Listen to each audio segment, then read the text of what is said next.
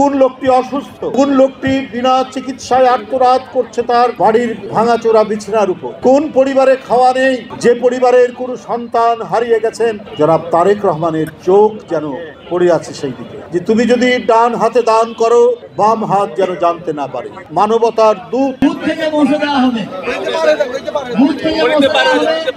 স্পর্শকাতর এবং আবেগীয় শহর বগুড়া।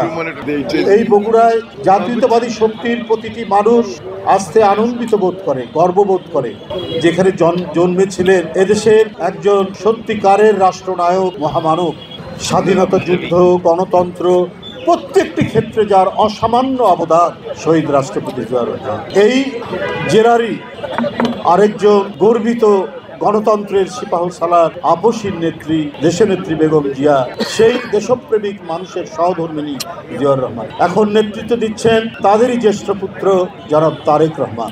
আমি অত্যন্ত গর্বিত হই। আতিকুর রহমান রুমন যখন আমাকে আমরা বিএনপি পরিবারের সাথে যুক্ত করে, উনি অ্যাডভাইজার হিসাবে যুক্ত করে যখন রেখেছেন, তখন তাদের প্রত্যেকটি প্রোগ্রামে যাই। আমরা তো রাজনীতির লোক, রাজনীতি করি, মিছিল করি, মিটিং করি, এইসব নিয়েই ব্যস্ত থাকি, কিন্তু রাজনীতির যে একটি মানবিক তাগিদ আছে, সেই তাগিদটা আমরা অনেক সময় অনুভব করি। সেই তাগিদটা অনুভব করেছি এই আমরা বিএনপি পরিবারে রুম্মনের নেতৃত্বে যে সংগঠনটি দাঁড় করেছে মাত্র 1.5-2 বছরের মধ্যে, এটি বাংলাদেশের মানুষের কাছে পরিচিত। কারণ এই সংগঠনের যিনি প্রধান পৃষ্ঠপোষক, বিএনপির ভারপ্রাপ্ত চেয়ারম্যান তারেক রহমান, তিনি এর পৃষ্ঠপোষকতা দান করেন এবং তার যে মানবতার প্রতি যে আকুলতা, এটা অভিভূত করে। কোথায় কি ঝড়, কি বৃষ্টি, কি শরৎ, কি বসন্ত, সব সময় যেন তিনি নজরদারি করে আছেন সংবাদপত্রের পাতায়। কোন লোকটি অসুস্থ, কোন লোকটি বিনা চিকিৎসায় আত্মরাত করছে তার বাড়ির ভাঙাচোরা বিছানার উপর, কোন পরিবারে খাওয়া নেই, যে পরিবারের কোনো সন্তান হারিয়ে গেছেন জুলাই বিপ্লবে অথবা ভয়ঙ্কর ফ্যাসিবাদী আমলের 15.5 বছরের কোন সময়, কোন পরিবারের কোন সন্তানের হাত নেই, পা নেই, পিঠে অসংখ্য গুলির জর্জরিত দগ্ধ ঘা নিয়ে বসে আছে, কিন্তু চিকিৎসা পাচ্ছে না। জনাব তারেক রহমানের চোখ যেন পড়ে আছে সেই দিকে। রুমন, তুমি তোমার টিম নিয়ে যাও, তাদের পাশে গিয়ে দাঁড়াও। এই টিম যাওয়া মানে শুধু ওই টিম যাওয়া না, রিজভী আহমেদ, রুমন বা মিথুনদের যাওয়া নয়, এই টিম যাওয়া মানে স্বয়ং তারেক রহমান তাদের পাশে গিয়ে দাঁড়াচ্ছে। এমন একটি মানুষ যিনি জন্মেছেন এই মাটিতে, বগুড়ায়, তো সুতরাং এখানে কেন আসতে আমরা উদ্বেল হব না? এরকম অসংখ্য কত কাজ তিনি বিভিন্ন সময়ে করে রেখেছেন আমাদের জানা নেই। মাহবুব ভাই এতক্ষণ গল্প করছিলেন, এখানে একটি ছেলে স্কুলে পড়তো, ভালো ছাত্র, প্রতি মাসে তাকে 1000 টাকা করে পাঠাতেন তিনি গোপনে, ভালো ছাত্র, তার জন্য লেখাপড়ার ত্রুটি না। সেই ছেলেটি মেডিকেলে চান্স পেয়েছে। মেডিকেলে চান্স পাওয়া তো চারটিখানি কথা নয় যে কত মেধাবী হতে পারে। মেডিকেলে চান্স পাওয়ার পরে তাকে 2000 টাকা করে দিতেন তারেক রহমান সাহেব। কিন্তু আমরা অনেকেই জানি না। আমরা তো একটা ঘটনার কথা শুনলাম, এই ধরনের শত শত হাজার হাজার ঘটনা বাংলাদেশে আছে।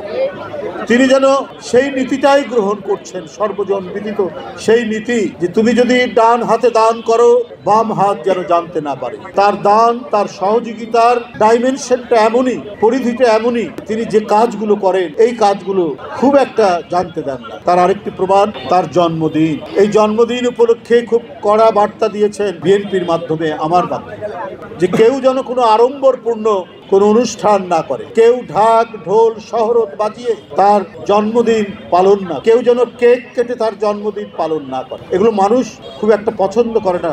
অত দূর থেকে হলেও মানুষের যে হৃদয়ের যে লেখা, মানুষের অন্তরের মধ্যে যে গ্রন্থটি লেখা আছে, সেটি কত অসাধারণভাবে তিনি পাঠ করতে পারেন এই ঘটনার মধ্যে দিয়ে প্রমাণ। আজকে আমরা বিএনপি পরিবার রুম্মনরা যে আয়োজনটা করেছে, একেবারে মানব হৃদয়শী একটি কাজ নিয়ে তার জন্মদিনের এই অনুষ্ঠানটি করা। এখানে অনেকগুলো সামাজিক দায়িত্বমূলক কাজ, এখানে চক্ষু শিবির, এখানে ফ্রি মেডিকেল ক্যাম্প, এখানে বই দেওয়া হবে মানুষদেরকে। এটা কিন্তু তার জন্মদিন উপলক্ষে একটা সিম্পল, একটা খুবই অনাড়ম্বর একটি অনুষ্ঠানের মধ্যে দিয়ে করা হচ্ছে। দেখছেন হুইল চেয়ার এখানে আছে, যারা পঙ্গুত্ব বরণ করেছেন বা হাঁটতে পারেন না তাদের জন্য।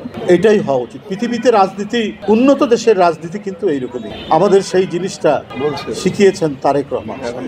উনি যেন মানবতার হাই কমিশনার, মানবতার দূত হিসেবেই যেন কাজ করে। আমাদের সেই দিকটা লক্ষ্য রেখেই আমরা বিএনপি পরিবার এবং বাংলাদেশ জাতীয়তাবাদী দল, আমরা এখানে যারা মঞ্চের এখানে বসে আছি, আমাদের প্রত্যেকেরই দৃষ্টি থাকবে। আমরা তো মানুষের জন্য রাজনীতি, মানব কল্যাণের জন্য রাজনীতি।